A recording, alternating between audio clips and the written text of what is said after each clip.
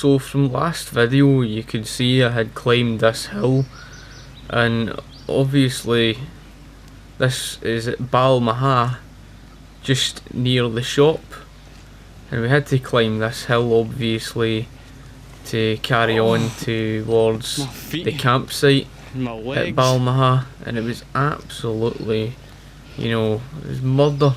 My feet were killing me, and my fitness isn't exactly the greatest. You could hear I was puffing and panting, I was struggling up that hill, and from this point heading back down, obviously we got up the top of there and get some view, but heading back down it was painful, you know. You know what it's like when you've got blisters in your feet and you're heading downhill, and worst of all, I think it must have been tiredness or that. My knees actually started to lock up, and a wee niggly pain. You'll basically see that. You can hear absolute pain right through my knee. And this was us heading down to the banks of Loch Lomond. Don't tell me my knee's locking up. I need, man. There's nothing worse when you feel a niggly pain coming on. You think that's just going to do you over, you know. 2 miles. Feels like as if my knee was going to cave in and give away. Thankfully not, of course. But you tend to find going down hills not too bad. You know. It's just in terms of your feet when you've got blisters and that, it's the scrambling further on in Loch Lomond, it's absolutely murder. You know what scrambling's like, up and down rocks and that, and if you've not got proper boots, my feet were moving about in those boots, that's what mainly caused it. And another thing was the toes. I mean, you would literally feel like toes coming up and bashing off the top at the hard bit of the boot, whereas these new boots I've got completely different because they're well padded and your feet are so secure in place. My knee. That's what it's worth it for, you know. That it's absolutely stunning. The calm water just brushing in. I love doing all that.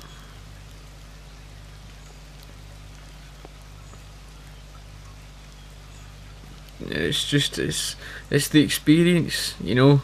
Just getting there. You've walked all the way from Glasgow and reached there in a day. I mean, I'd prefer not to have done it in a day though, you know.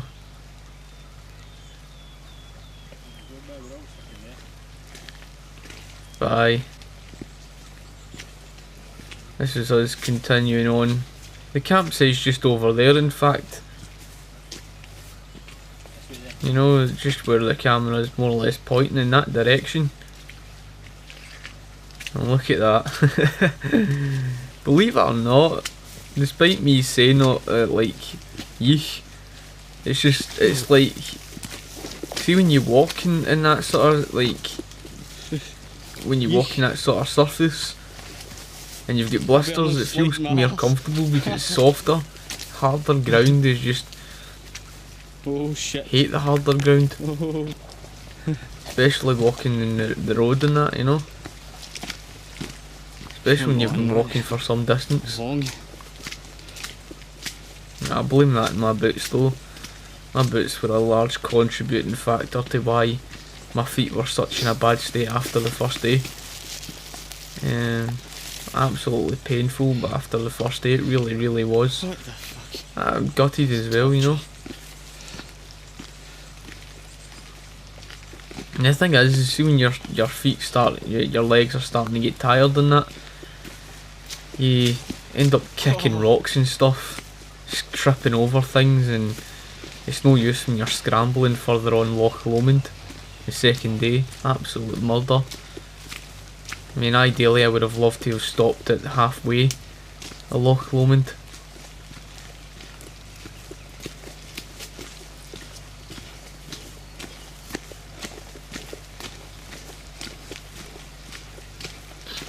Another good view of the loch there. Loch Lomond's an absolute beautiful place. Seriously, it really is. And by car, you would never see this unless you do the walk in that, you know. That's the great thing about West Highland Way. Being able to experience parts that you wouldn't see normally.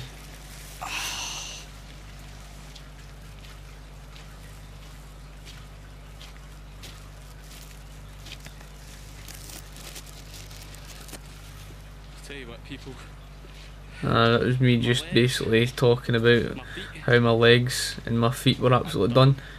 And I look at a complete mess. You can see that for yourself.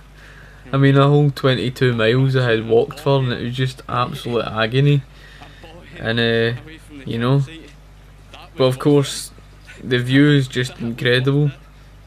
That's what I love doing it for. But it's Balmaha campsite, you know, looking out to that in the morning, it's great stuff.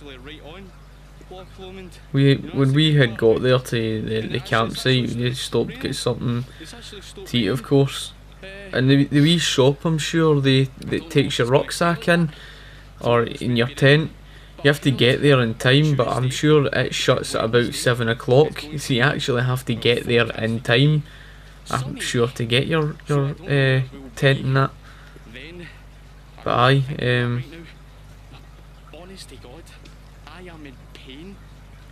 see, I wouldn't mind doing it through the youth hostels and that, you know. So you can actually do West Highland Way through the youth hostels instead of doing the campsites. It's the thought that when you've walked about 22 miles or something to Balmaha, you've got the thought in your mind that you have to set the tent up in that, and seriously, at times you really can't be arsed. And it doesn't help if it's pissing or rain, you know. Really doesn't. Aye. We stopped for a bit, and I had to, and I really needed a rest. The woman came out and spoke to me. She heard me in agony. She says, I could hear you. That's what it's worth it for. Aye, it's alright. Bloody pain. Some people could say, I've got a few pictures of me standing but it's the achievement. just over there. A few pictures of me there. Look at that view. We were lucky to get decent weather apart from the rain at the forestry area, but it was decent weather other than that. Aye, that was when I had just set the tent up, and I was so happy just to get a rest. And honest to God, that me at that point, that was nothing to the second day, because my feet, I thought my feet would recover.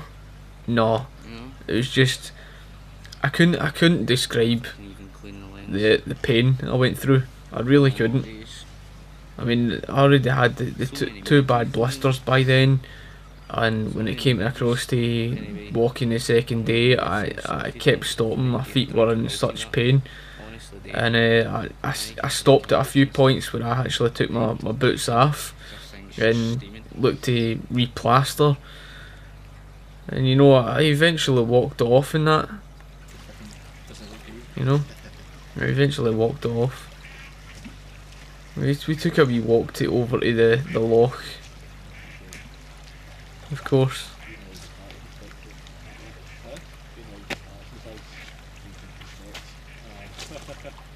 It's definitely worth it.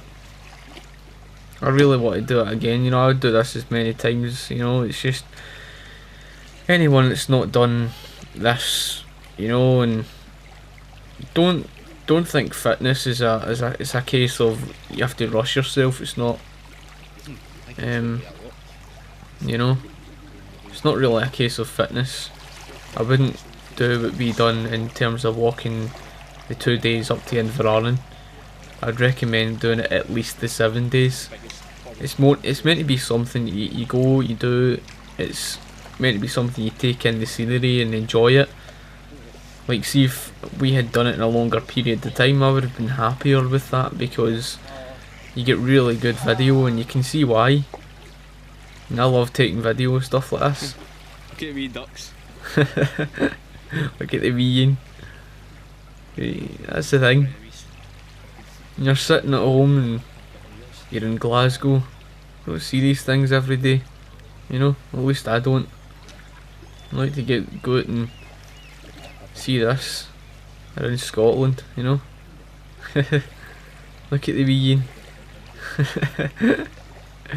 That's it, have a wee scratch. Aye, it's a wee scratch, alright. I was told that one there's a male. That one you were looking at before was a female. Aye.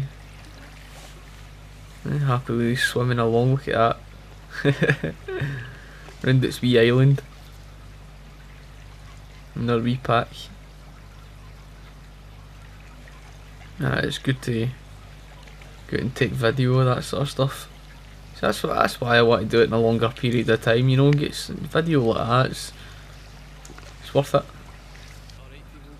The second day, this is me more or less setting off and ready to head off towards Inveraran at the other end of the loch.